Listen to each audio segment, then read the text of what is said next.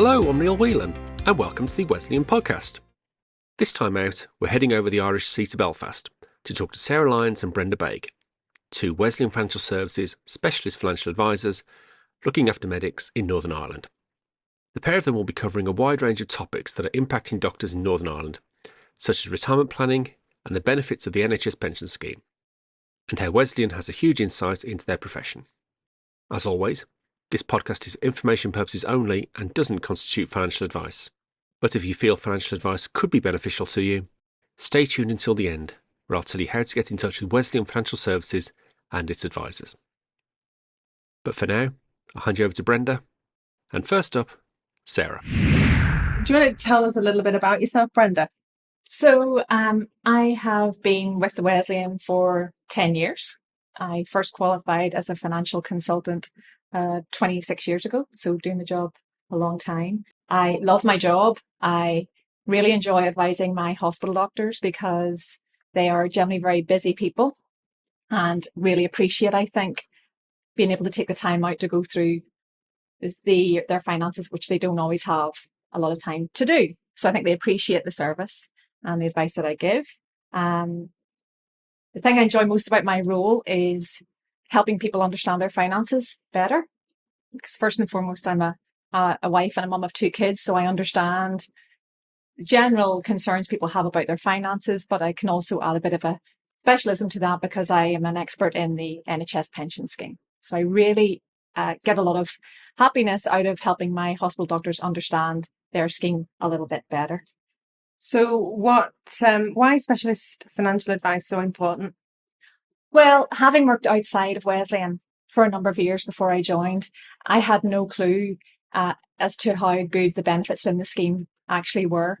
And it's amazing how little information my hospital doctors get on their pension schemes. So I think what Wesleyan can add to the table is that extra understanding of what they have. We understand their careers. We understand their pension schemes, their benefits. And it's really important if you're going to be in a career for the rest of your life, that those benefits get taken into account. Because for a lot of us, we may change career several times throughout our life. But generally speaking, my hospital doctors will stay within the NHS. Mm-hmm. So the more we can take into account what benefits they already have, the less reliance they will have on external needs or products. So it actually saves them a bit of time and effort and money. Mm-hmm. And that's what we can bring. We can bring a greater understanding of all of those benefits for them and then in turn help them understand. And is there a right time to reach out to a financial advisor? No, I heard a quote many, many years ago, which is the best time to plant a tree was 20 years ago. The second best time to plant a tree is now. So there's never a perfect time, but now is as good as any. I wouldn't delay doing anything because there's plenty of things, even as a financial advisor, I wish I had done 20 odd years ago to make my time easier. So I just think the sooner you take action, the less mystery there is about it and the better you'll feel. So we know that some people can feel uncomfortable discussing the finances. So what advice would you give to hospital doctors who are not quite sure whether or not financial advice is right for them? I completely understand why some people would feel uncomfortable. For some of my clients, they find it a bit intimidating actually talking about their finances. My advice would be just see it as a chat. All we're going to do is sit down and have a conversation about how things are right now. And I will be the person that takes that information away and comes back with a plan that will be easy to understand and which you can take action on if you want to. The advice is there. You can take it or leave it, but at least take the benefit of having that advice. So regarding retirement planning, is it ever too early or too late to start financial planning for retirement? I've certainly seen examples more outside of the NHS where it's been left too late.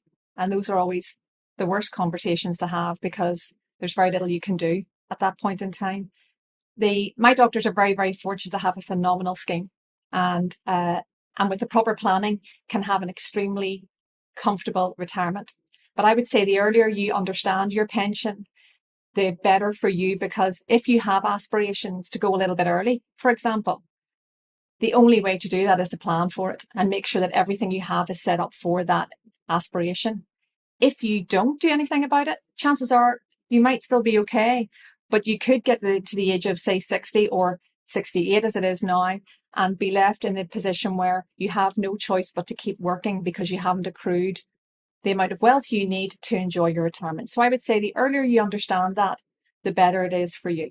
Okay, so there is an early retirement option then for hospital doctors. Absolutely. And a lot of my doctors now are taking advantage of that, particularly as the government are pushing state retirement back. And with the changes in the 2015 scheme now being aligned to state retirement age, they are less in control as to when that scheme will eventually be drawn down. So it is, I think, really important step to look at what retirement means for you and decide when you want to go as opposed to when the scheme dictates you go. Okay. So does financial planning make it easier to achieve goals, short and long term? Absolutely. Because if you have a good plan in place, you're more likely to achieve it. If you're leaving things to chance, you might still achieve it, but chances are you could fall short. So it's a good idea, I think. What are the key stages in retirement that people will need to consider from an income perspective? I think with retirement, at the start of retirement, you're acclimatizing, I suppose, to your new norm, which is a lower income and sometimes a nice hefty lump sum on the side of that. Most of my clients, when they come to retirement, will enjoy, the first few months, a nice holiday, maybe a bit of expenditure, maybe changing the car. And then after a bit of time, you get into a natural rhythm with retirement where you're just using your income as it comes through, spending whatever you want. And then you get to the latter stages of retirement where maybe travel isn't so far reaching. It's more localized. You're spending a little bit less. And then things are again comfortable. So I think that early stage is probably the key point for most of my medics, because when they get to retirement, they really want to enjoy what they've earned. Okay. So if a hospital doctor was looking to secure their dream retirement, what top tip would you offer them? Really just start having that conversation about what a dream retirement looks like to you as soon as possible. Because the financial products that we offer are just that, they're just financial products. They're not really that important, but what they do is extremely important.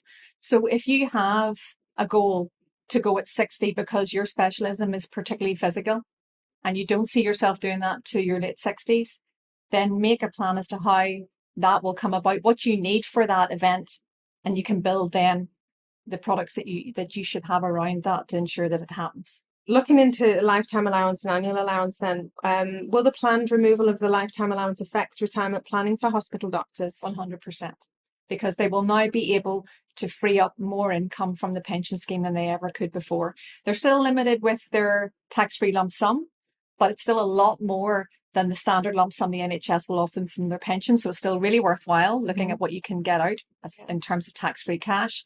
But 100%, it will increase the amount of income they can draw down now with the removal of that lifetime allowance cap, which is fantastic news. Because for the last few years, it has felt with the reduction of that allowance and with annual allowance also coming into play, that doctors have felt understandably a bit aggrieved that their long-term benefits have been basically taken away by a number of different taxes. So it's really, really good. It will definitely improve it. Okay, and you just mentioned annual allowance there. Then what is the pension annual allowance? It's currently £60,000. It's just gone up, which again is a great move. It won't eradicate the problem, but it will certainly ease a lot of stress.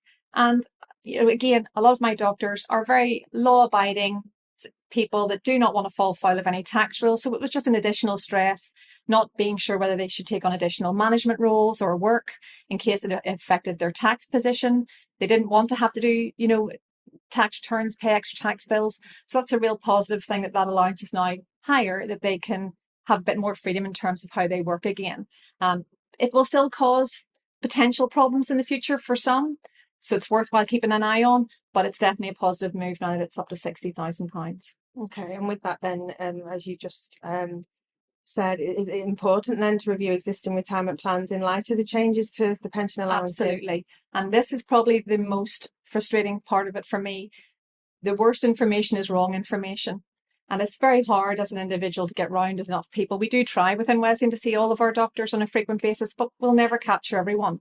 I have come across a number of medics in the past who have opted out of the scheme or reduced hours in the scheme on the basis that they were going to have a tax bill. And ultimately what they've done in doing so, they've reduced their benefits in retirement significantly. And they actually would have been better off staying in the scheme absorbing a little bit of a tax bill for it, but still being better off overall for having a better income in retirement for themselves.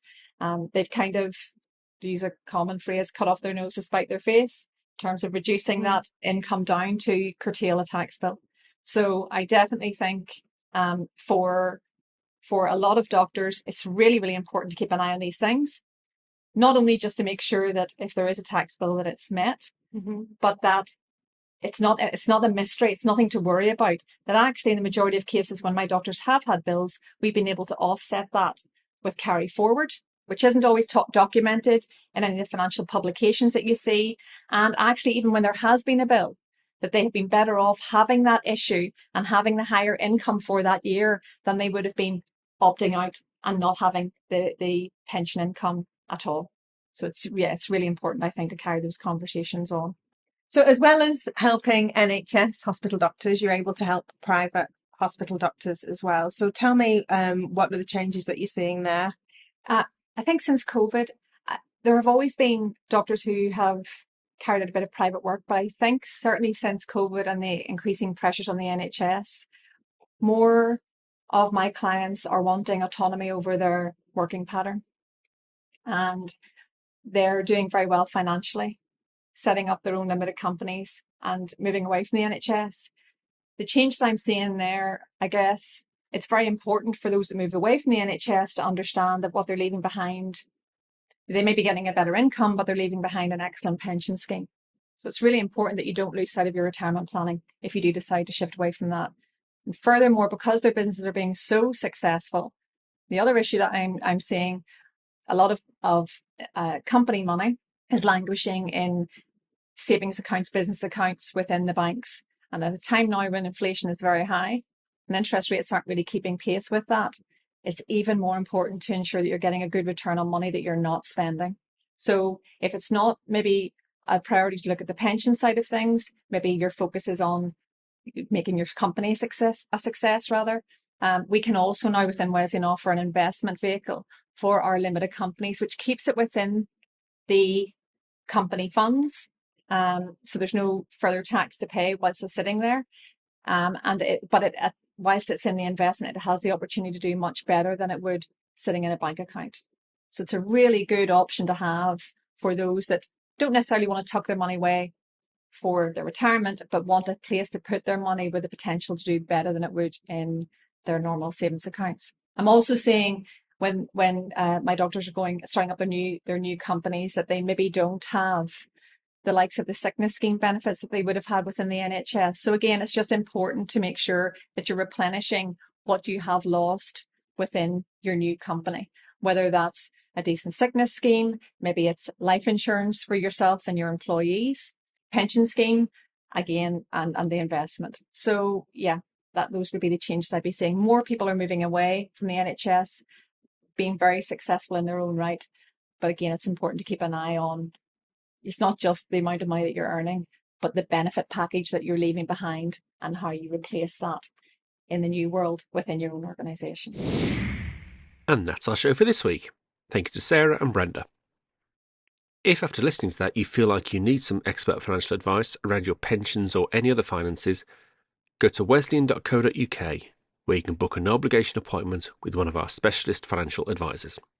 To learn more about Wesleyan, you can find us on Twitter, or X as it's now called, Facebook, Instagram, and of course LinkedIn. And if you found what you've heard here useful, you can like and subscribe to us on all the usual podcast platforms. That's it for now. So until next time, thanks for listening.